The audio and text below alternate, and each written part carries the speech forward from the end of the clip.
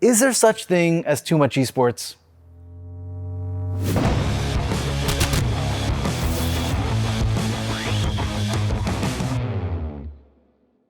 Hi, I'm Ben. And I'm Rachel. And this is Esports Unfiltered, where every week we are going to break down the news, stories, and scandals in the esports industry. Is there such thing as too much esports? I think quite possibly there is such a thing as too much esports. I think we're experiencing it right now. You know, we are a year into this pandemic, almost, a little bit. Depends where you live, depends when you're watching, but I think we should dive deeper into some of the reasons why people are starting to experience some, quote, esports fatigue, and some data that shows that online tournament numbers are actually decreasing in many leagues.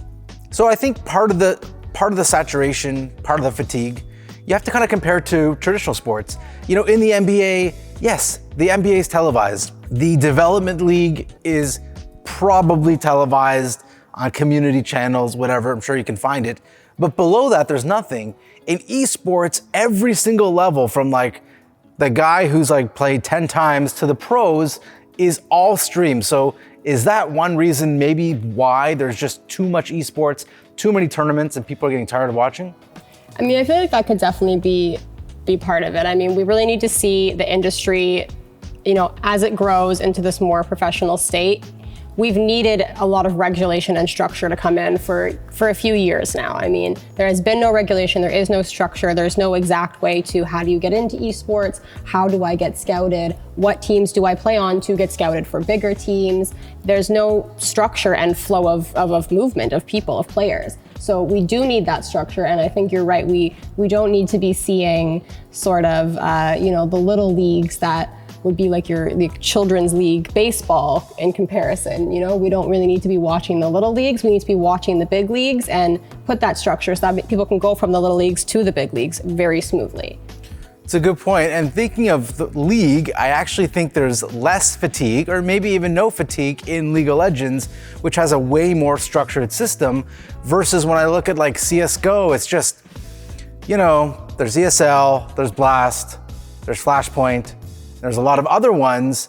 Is the 4, 5, 6 type of league structure, is that what's creating all the fatigue? And I'm kind of torn because I kind of like that esports is the Wild West. Hey, if you want to have an esports league, go have a esports league. Like, you are free to do what you want. You don't need to, you know, be at the whim of, well, you kind of are with game publishers, but there's that freedom. It democratizes, it makes tournaments and competition more accessible.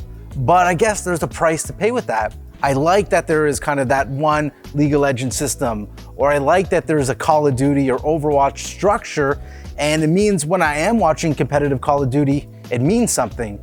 Now, right now, with so much going on in other games, like, if there's no big prize, I don't just mean monetarily, but like, if it's not like a big deal, like, what's the point of watching? I think that's the problem that we see now. I mean, we have games all the time in other sports where there's not necessarily a big prize, it's just another game in the season. But people still watch because there's that, you've really affiliated yourself with that team and you connect to them, either because of this particular players or because it's based off a geographical area. Whereas the esports teams, I feel like, lack that identity for viewers. I mean, really, there's no way to relate to them. You know, you're not as good as video games as they are. They're not necessarily representing an area.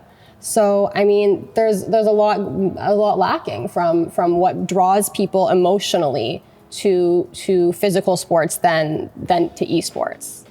And I wonder if the LAN experience makes a difference. Would we still have this fatigue if there were tons of LAN tournaments?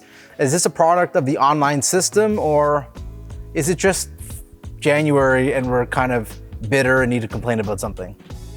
I think it's a little bit of both as well. I mean, I think when, you know, the pandemic's over and we're able to get back to LAN events, that excitement will come back, that camaraderie will come back.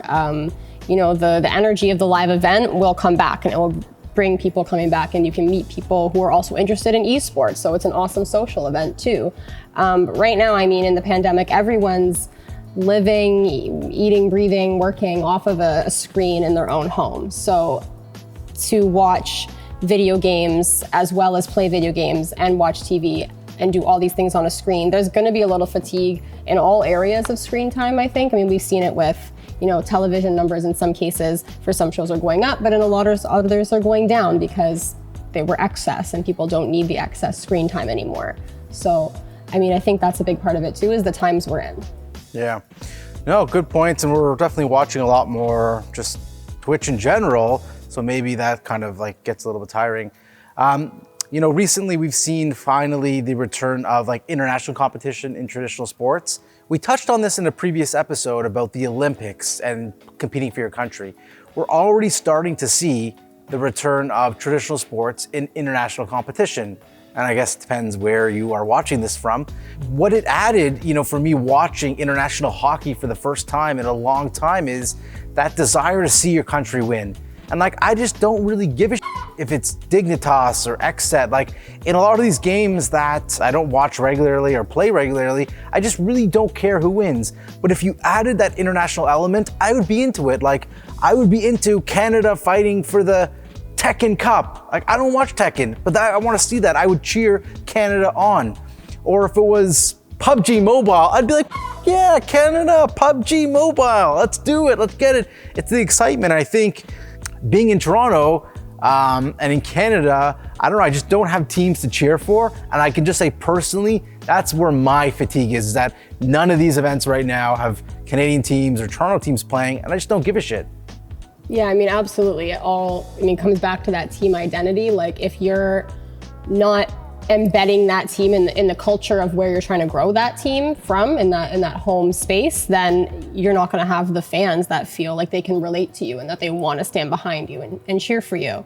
And that's going to trickle down to everything from, your viewership numbers to your merch sales. But it's got to be about, even if it's not geographical location, because obviously, in the metaverse, we're all, not necessarily identifying with our physical geographical location. But there are other things that we identify with, perhaps our genders, or our cultures, or the fact that someone's maybe a parent. If there was a team of all parents, then parents are gonna relate to that team. They're gonna be like, oh man, I want these people to win, go parents, because I am a parent. That's part of my identity. So it can go even farther, but esports needs to find that identifiable factor so that people can relate to their teams and players on a deeper level.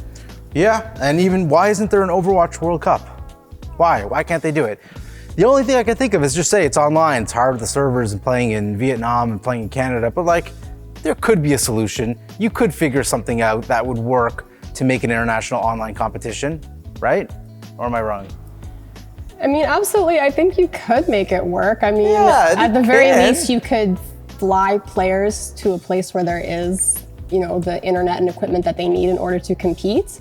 I think, what it does come down to is, certain countries don't have access to certain equipment and certain, internet speeds and things like that. So it almost bars an entire country from entering in that World Cup in that way. So we do have to be careful of making sure that these games are accessible, but it's also on the esports industry to do, just what the physical sports industry did, the Olympics did, is to make sure that these countries do have programs and work with governments that they do have access. And it needs to start there. Got a solution for that.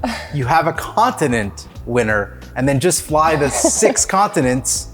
Are there 6 of them? I think 6, 7, whatever. We should know. 6, you fly them to one land final, right? That way you get rid of all the risks and issues with servers, things like that. So I think at the end of the day, we're just saying it's boring. There's no innovation in tournaments and leagues. We need to see more. As viewers, we demand better from game publishers and tournament organizers. We want to see international competitions. Any other demands you want to make right now in a fiery pitch? We want to see relatable people and content. Relatable people. Who are these people? Where are you guys? Tired of this shit. So let's get your together. This is year 2 of the pandemic now, and we want to see better. That's Esports Unfiltered. I'm Ben. I'm Rachel. Don't forget to follow us on social media. Subscribe to us on YouTube, please. We need it. Ring that bell and stay classy. Cape Town. That's in South Africa for our North American viewers.